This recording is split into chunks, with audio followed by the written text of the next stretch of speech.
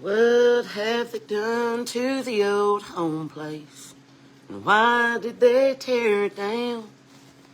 And why did I leave plow in the field and work or look for a job in town? I ain't seen that song in 100 years. Oh, friends, I dropped one of my last cigarettes. You can't have that. My daddy always said you ain't a real smoker if you ain't smoked a little bit of dog hair. Yeah, there she blows. I know I look like the wreck of the Hespers this morning. It's Saturday morning. It's 7 a.m. The fog's rolling in off the river, and I am up. I'm up because Mother Nature hates me. She hates me. I think that if you've made it this far in life without any youngins to raise, that you shouldn't have to have this anymore.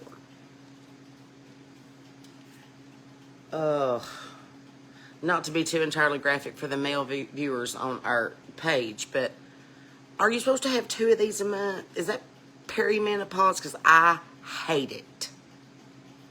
Oh, God. I got home yesterday, did not feel good. I was like, something ain't sitting right with me. I just don't feel right. I don't feel right. You know, you get that feeling where you're just like, I just don't feel good.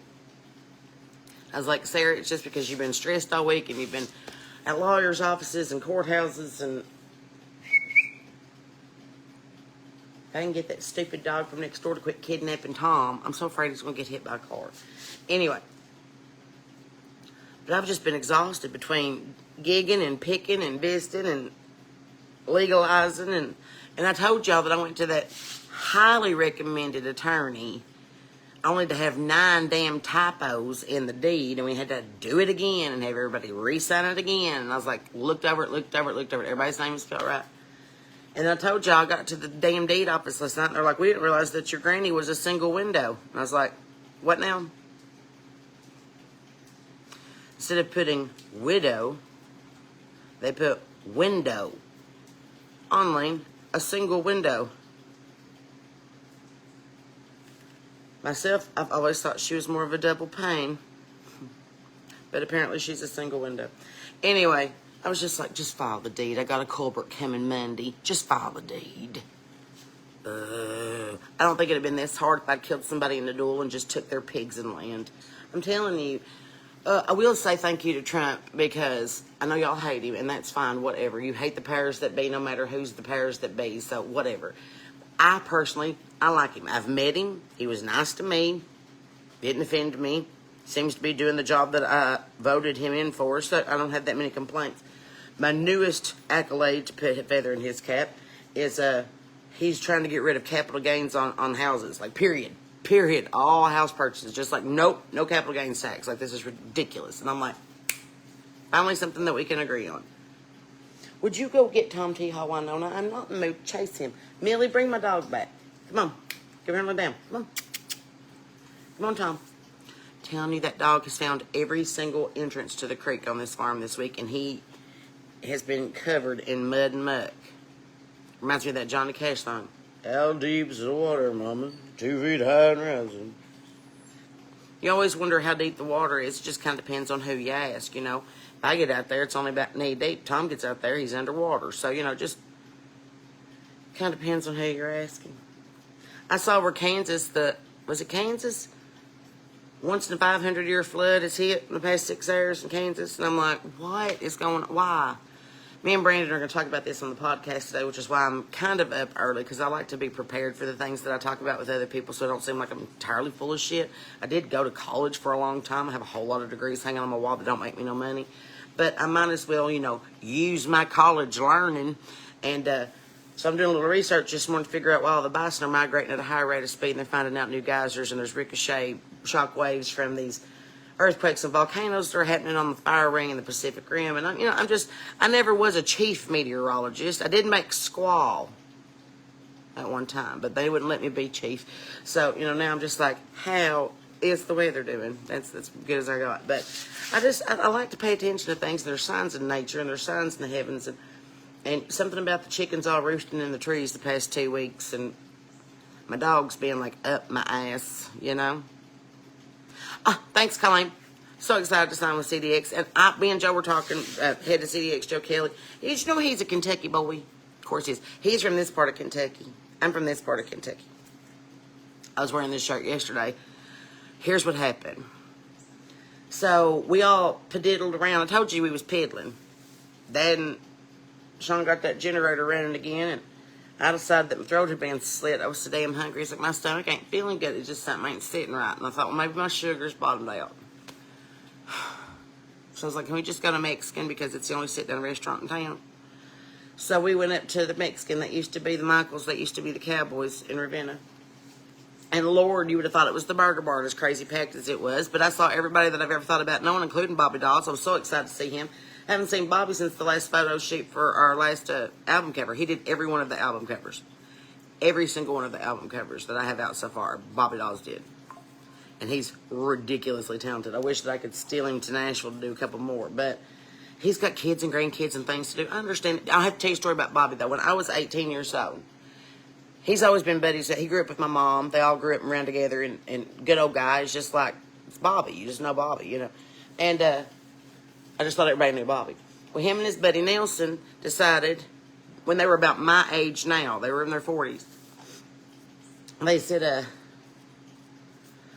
let's buy a bunch of music equipment. They bought Pro Tools when it first came out, and they turned Nelson's carport into a studio. We had eggshell foam on the walls for like beds and stuff. I mean, like, we really thought we were doing something.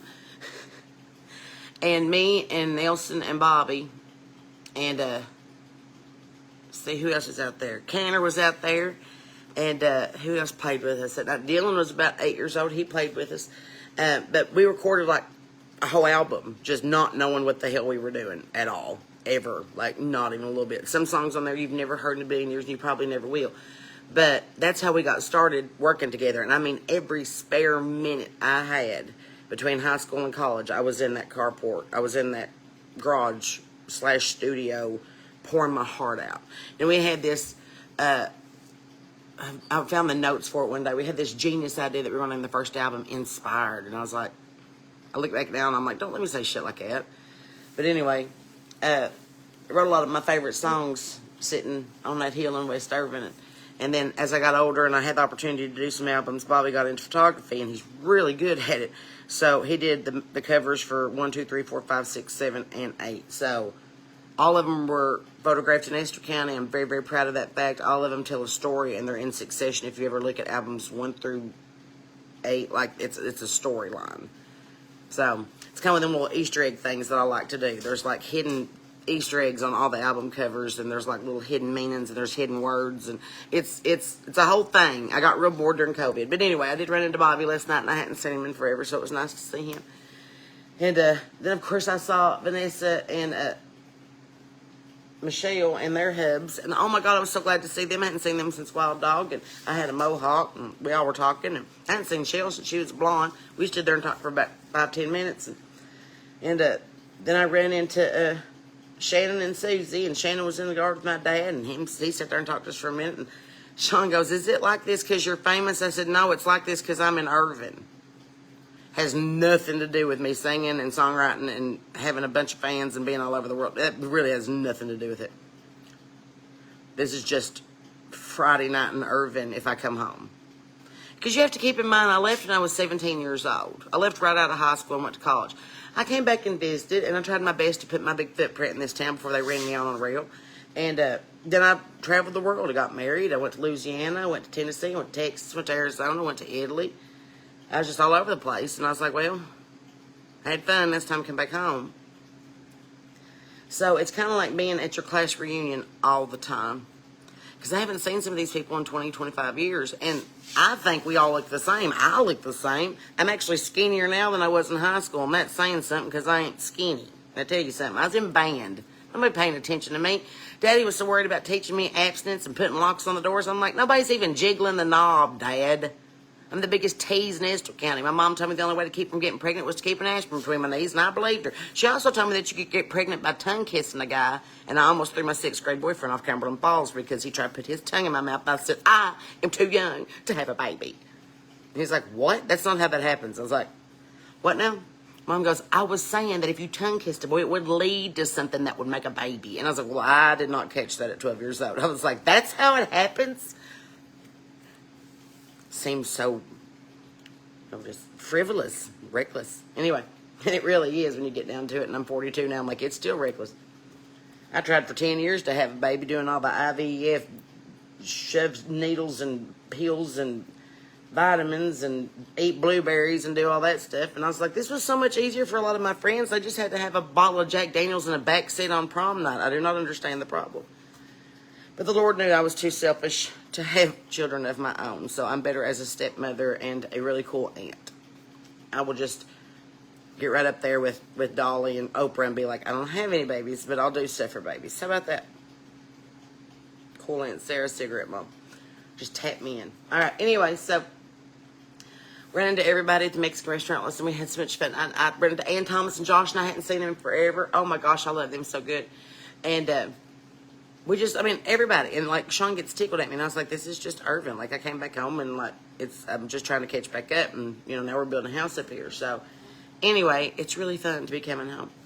So, I thought, maybe I just need to, like, go to the bathroom and, like, splash some water on my face and just kind of, like, regroup. Maybe it's just the anxiety. I'm just overwhelmed. And then I thought, no, I know that feeling. And I looked at Sean and I said, we need to go ahead and like get our stuff to go. And he was like, what's wrong? And I was like, I got the bellyache. We gotta go. It's like, we gotta stop by the Dollar General because I know there's nothing at the camper that will help with this situation. So we stopped by the DJ, and of course I ran into about 27 people I know, and I'm like, if I was in high school right now, I'd be mortified and crawl underneath the bananas. But right now, I'm just like, I'm 41. Everybody goes through shit, So I'm in the Kotex aisle, and I'm getting like the stuff you need. And then this lady I hadn't seen in a very, very long time popped her head around the corner. She said, did you start your monthly? Seriously? I said, no, I'm just stocking up because it's on sale. And she looked at the shelf, and there wasn't no sale sign. And then she looked at me, and I'm like, it's hard to be real friendly when you feel like somebody's got a hatchet taking it to your insides, And so I tried my best to be, good to see y'all. Have a good weekend. Good to be home. Tell your mom I said hi. And I got in the truck, and I just fell down into the middle of the floorboard. And I said, just get me to Mama's, and I'm just going to lay in the bathtub and cry. And he said, okay, hang on. And he's got my seatbelt, and we just took off on grave robber getting it up Sand Hill. So then I ate about 12 bites of my Mexican food that I waited an hour and 45 minutes for. I get it, but it's the only sit-down restaurant in Irvin. Hire some more folks for the weekends. Anyway, so I told Sean, I said, I'll be right back. And I went in to lay down on the bed for a moment, and then I just woke up. So that's what happened. That's the story of how Mother Nature is a bitch, which makes me a bitch. I just need a $100 bill in a yard sale and a chocolate bar. I'm sure I would feel better. Ooh, is Stacy Farmer Baylor still having her big yard sale in town today? Ooh, God, I wanted to go to that yesterday in town time. I bet if I get Mom up real quick, that's how you get Mom up. There's only 2 ways that you can get Mom up without an alarm clock. I've learned this over the past 40 years. You either have to go in and go, Mom, Mom, Mom, Mom. I don't care where she's laying in that bed. I can find her forehead. Mom, Mom. Dylan would go, Mom, he hears that everybody's feet's up when Dylan's about to puke. But the only surefire way to get Mom just like up and at him and ready to go with that coffee is to go, yard sale. Yard sale. They're giving it away. Yard sale. And that's exactly how we ended up with 2 water skis in the guest bathroom, and we're 100,000 miles from anywhere that you can ski. You've seen the collections, right? Mom's going to show her side today, she says. Dad says he doesn't have any collections. He says he doesn't understand that video at all. Can't figure out why everybody thought that was so funny that Mom has collections of things that are organized. He thought that was so odd. Don't you think that's odd? Oh my God, there's so much boomer clutter, it's going to take us a year to have an estate sale. And I love it. And here's what's so funny. Me and my cousin Tommy was talking about this. My cousin Tommy's in from Cincinnati. He's older than I am. We've talked about this. So cousin Tommy is in. And he's staying down at Fox this weekend because he loves the old home place. So we was talking, and I said, we need to get together and visit and talk about antiques. And he was like, yes, because I have quilts. That was your Granny Hazel's. And, of course, his mother was my great-great-aunt Aff. And, you know, that was the original matriarch. I don't know if you know about the matriarch. There's Hallie and Affie and Hazel. That's the original matriarch. And they had all the land, and they had all the houses. And then they had kids, but they all moved away. The only one that stayed put was my Granny Hazel, and she had 2 girls and a little boy. So, again, a matriarch. And then they had kids, moved off. We stayed on the farm. Granny had 2 girls, my mom and my Aunt Beth. They stayed on the farm. Then Beth had a girl and Mom had a girl, and now we're the new matriarchs. Did you write that down? Anyway, so Tommy belongs to Aunt Aff, belongs to Erling, belongs to... Okay, so you're caught up. He is my... Hang on.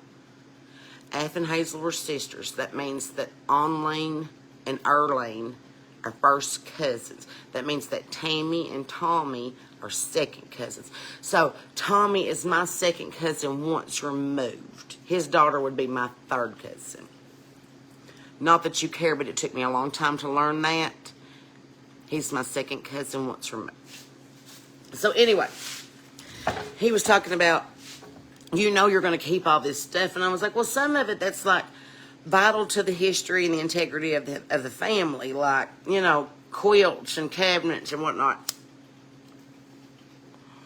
But there is a little touch of hoarding in this bunch. And like, my granny is very organized, but she is a pre-collector. I say she's a pre-collector of future projects. Like, she has like a bunch of stuff that she can use should we have to decorate a wedding, or should Christmas come early. You know, like, she's just kind of prepared, and she, you know, lived through the Depression. She understands it. So, anyway, I was talking to him. I said, she's got a piece of masking tape on the bottom of everything in that house that tells where it's from, who gave it to her, and what year it was. Which is fine and dandy for things that are down through the bloodline. But she said, I did this girl's hair for the Miss Madison County pageant in 1976, and she bought me this Fenton bunny rabbit.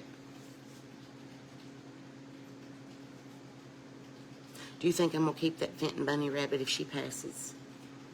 I didn't know that woman. I wasn't even allowed to watch her walk the pageant runway. I don't know this person. Probably just give it to somebody that collects bunny rabbits. Yeah, it's Fenton. Yeah, I could probably get a award prize for it. Am I going to keep my Granny Hazel's crumb tray that she got from Japan back in the 20s? Hell yes. Am I going to keep my great-great-grandpa's coffee grinder that he got in a shrewd business deal in town? Yes. Am I going to keep that flower arrangement that Viv and Kay sent to Onlene when she had her tonsillectomy back in 1987? Probably not. You know? You get it. You get it.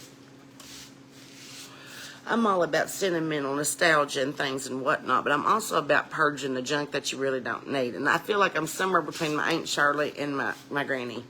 Like, Granny's super organized to the point where she has lines in the carpet, you know, and Shirley's kind of like, well, there's last week's mail and I'll get to it. You know, I'm somewhere in the middle. I'm like, I don't really clean, I redecorate, you know.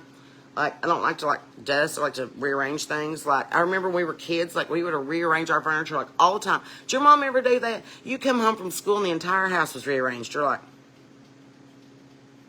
glad I ain't Helen Keller right now. But, you know, a change is as good as a rest, they say. So I guess that's why my mother I think it's time that we all just rearrange our furniture. That might be what's wrong. We just have been stuck in the same pattern too long and our feng shui's off, and we just need to rearrange the house. Did your mom ever do that? Please tell me she did that. She's like, grab the end of this bed here and let's scoot it around. I feel like it's in the wrong spot. Maybe that's just our crazy family, but it seems like we were all rearranging furniture. Like, we all went to Denise's house and rearranged furniture all the time. When you can't afford new things, you just rearrange the shit you got, and then it looks new. Rotate, you know? Put the pictures in the front that were in the back and bring out the book. You know, it's kind of like decorating for Christmas, but we do it all the time. We don't really clean. We just reorganize and redecorate. And purge. And then we'll have a yard sale. And then we'll make money to go to somebody else's yard sale and we'll bring back more junk. Like, for instance, my mother has the biggest dollhouse I've ever seen in my life. Never had anything that big when I was a youngin' and playing with dolls. But on the off chance that Magnolia may come up and spend a day or two a year up here, she does have this big dollhouse. She also has a variety of porch cushions just strewn about, and I'm not real sure what they go on because she doesn't have that much porch furniture. Maybe she's just rearranging. Just saying. See, Aaron, you get it. Your mom did it once a month. Even if I don't do nothing but rearrange the shit on the counter, it's like a reset for some reason. Maybe that's what's wrong. We're all just stagnant in our minimalist ways, and they're like, there's only so many ways that we can rearrange a bed and a couch. And I'm like, get you a throw pillow and a lamp, and then you're really going to have a big time. Sorry, my hair was getting on my nerves. It's probably getting on yours, too. I don't really care. Sean said, you never do your hair and makeup for Cigarette Mom. I was like, no, because it's Cigarette Mom. Ain't nobody got time for that. If you come to a show to see me, if I've all sparkled up and got my sequins and my rhinestones and my guitar on, hell yeah, I'm going to look like I'm fixing to step out of a bandbox. But I just rolled out of bed. Shut up. Morning from Tennessee. Well, morning from Kentucky. My dogs are finally laying at my feet. I think they're tired of chasing that little dog Millie around. I don't know. Anyway, today looks like an eventful day. I've got a lot of things to do, a lot of people to see. Got to run to Walmart. We've got our sewer hose at the house again. Which is another reason why I'm out here, because I won't use the bathroom at our camper if we don't have a sewer hose hooked up. So I just come out here to the spare bathroom that's got the skis in it, and then I'll pee of them more and wash my face. And then usually by the time that I get it and doing that, let mom dogs out, then my dogs are up, and then Dad will come out here and sit with me for a minute. We'll talk TikTok, and then Mom will get on the phone, and, you know, this is how things work here. We just have to, it's like we all get up early. My dad used to get up every morning at 5 a.m., and when we were retired from Sylvania, he still gets up at 5 a.m. And I feel like, I don't know, I had bad separation anxiety. I never told that to my parents, but God, it scared the shit out of me that my dad left to go on missions all the time. Because I mean, okay, just to give you a little history, when I was in kindergarten, the Gulf War happened, the Persian Gulf conflict happened, and my kindergarten teacher's brother was in the military, and he came and talked to our class about, I'm fixing to go fight a war, and I want you all to draw me pictures and stuff to take with me. And I was like, this is like heavy for a 5-year-old, you know? And so then I found out later on that year about the Civil War. Oh God, I took to bed for 2 weeks. I took to bed. My Aunt Shirley ended up having to make me this Americana quilt, and I was real upset about Abraham Lincoln and why he couldn't get along with Jefferson Davis. And they was both from Kentucky, and why do we kill each other? I was upset. I was really upset about it. I called it the Silver War, but that's a different argument. But anyway, so I got real upset. I was real upset, real patriotic when I was a kid, and my dad was military, and he would leave for drill every weekend, or he'd leave for a mission, or he'd leave on AT or whatever, and I was just like bad separation anxiety. And I remember playing with Barbies when I was a little girl. I never had a Ken doll. Well, I had a Ken doll, but Ken was her gay best friend that hung out with her when G.I. Joe was at drill. Barbie was married to G.I. Joe. And once a month, G.I. Joe would go in the shoebox under the bed for 3 days because he had drill. At that point, Barbie had to learn how to fix the tires on the Jeep. She had to learn how to break that horse. She had to take care of Skipper. I don't even know why she was watching her sister, but, you know, her and Ken was having a big time redecorating the house, rearranging the furniture, you know. And now that I'm older, I'm like, oh, my God. Maybe we're just planning out our future with Barbie dolls, because I end up marrying a G.I. Joe. I rearrange the furniture all the time. I don't have a Skipper, but I have a Scarlet, and I love her, and I call her all the time. She's not my sister, but she's my cousin. But I call her my niece. It's the South. You know. So anyway, that gets me back to my original point. Once Dad got into the workforce after the military, and we settled back into Kentucky, he's working at Sylvania with my papa. And he got up at 5 a.m. every single morning to go to work, and I had such separation anxiety because I was like, what if he never comes back? You know? And not that he would just leave Mama. I just meant because of his job. You know, I was just like, what if he just never comes back? You know? And so I would get up at 5 a.m. most mornings just to say bye to Daddy. And if I got up in time and he got up in time, then he'd make me a scrambled egg sandwich with mayonnaise and cheese on white bread, which is still my favorite comfort food if I'm homesick. And now me and Dad get up every 4 hours because we both have to pee or smoke, you know, and so I'll see him live on Facebook, and I'm like, he must be getting ready for work. And I'm like, no, he don't do that no more. But I feel like that's why I still get up early in the morning, because I don't want to miss nothing. I don't like being asleep when everybody else is awake. That bothers me. I like to be the first one up and the last one down. I think it's that server mentality that I was raised with, of like, lights and lockup committee. Like, and does anybody ever walk in their house first thing in the morning and be like, who fucking closed last night? I can't tell you the times I walk in my kitchen, I was like, we're going to have to fire them closers. They cannot get anything right. They haven't even cut the lemons yet. Tom T. Hall, don't you be running off now.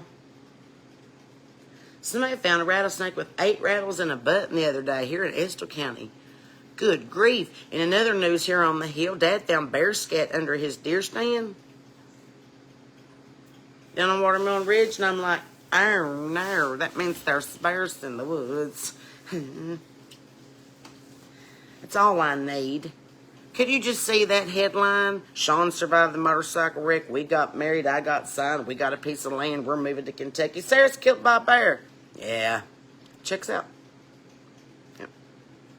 Anyway, a lot of y'all were asking where you can get the Rooster Juice stuff as of August 1st. So you have like, what was that, 12 days?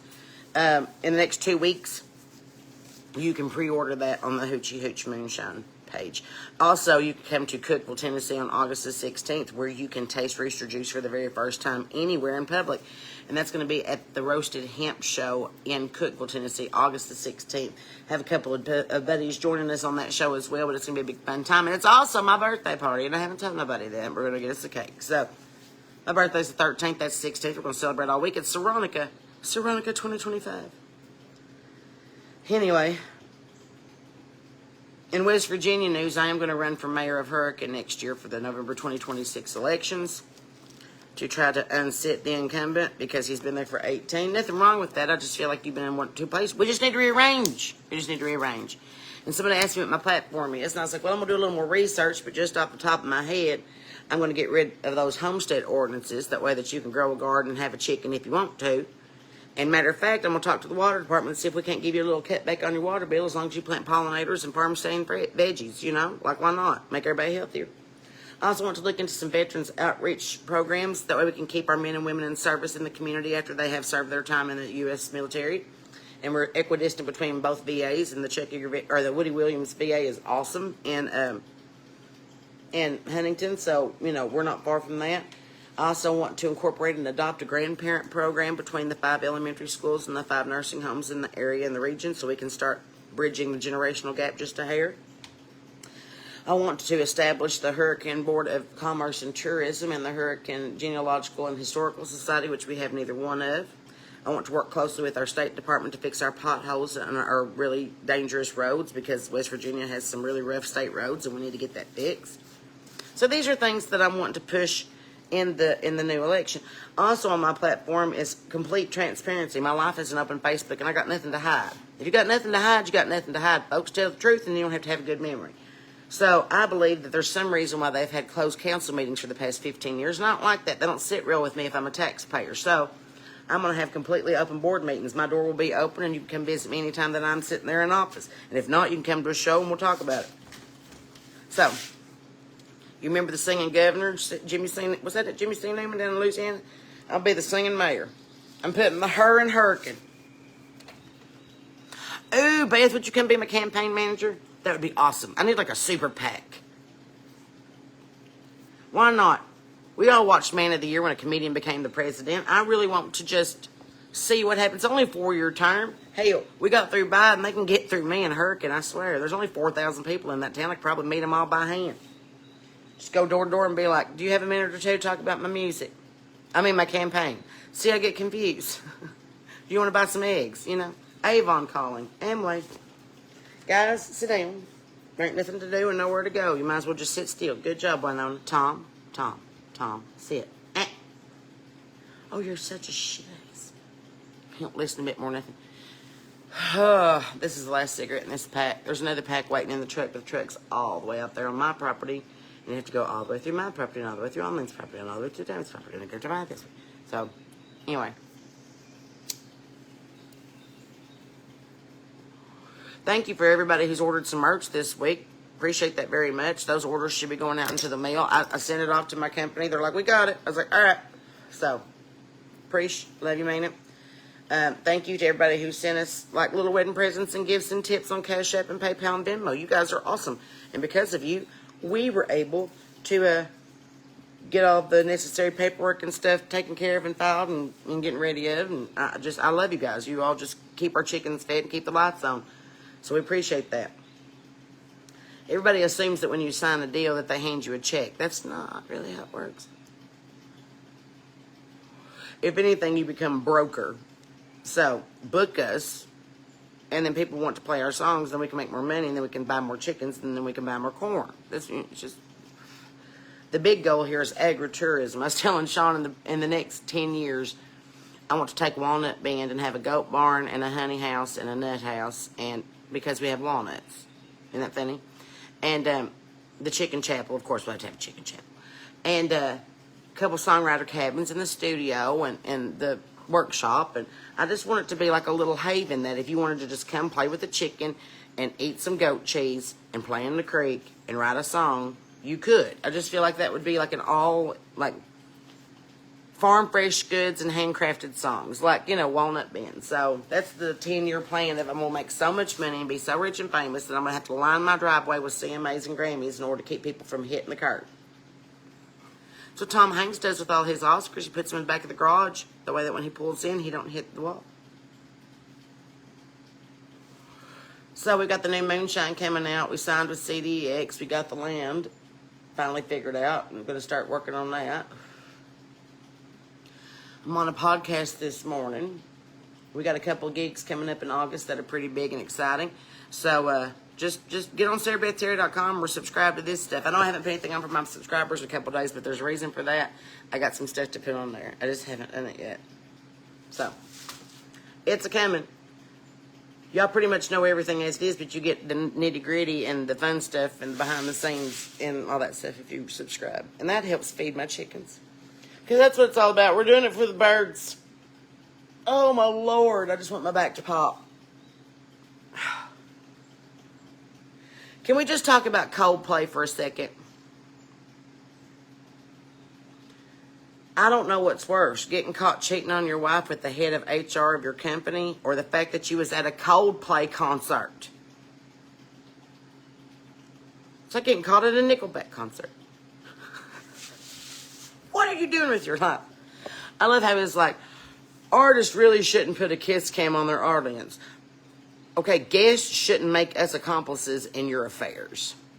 I've been in that band before. Don't tell my wife I was here with my whore. No. I'm going to write a song about it. I'm probably going to talk about it on Facebook. Don't lie. And as someone who got caught in a very public affair because her friends couldn't keep their mouths shut and everybody wanted to ruin my album debut, that's all right. That's all right. I remember who you are and I wrote a couple of albums about you and your time is coming. Don't lie. It ain't worth it.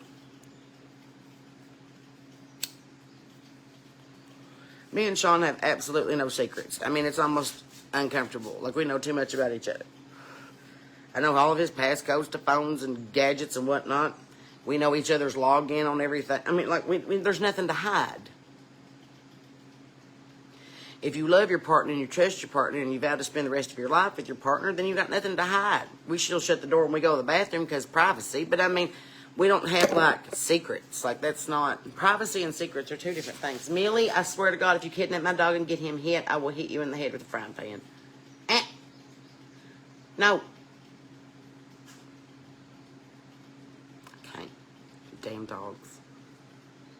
Anyway. I better get off here and do something productive. Like take a shower and change clothes. Because I slept in this. Sure did. But at least you don't see my boobies jiggle today and I ain't burping no turkeys, so things could be worse. Mom said, you're really going to run for mayor and you're an ordained minister now and you just got signed to a deal and you're a country music singer comedian. I said, yeah, but on the bright side, you've never had to bail me out of jail, raise one of my kids, or go visit me at West Irving Cemetery, so things could be worse. You know, you take what you can get. Lord don't give with both hands.